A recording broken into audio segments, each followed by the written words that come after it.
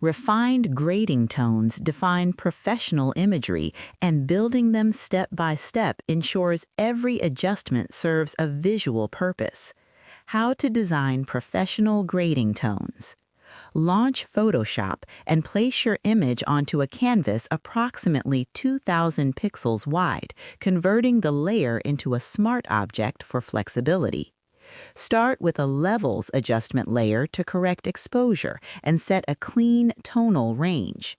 Add a color balance adjustment layer and gently refine shadows, midtones, and highlights so each tonal region complements the others.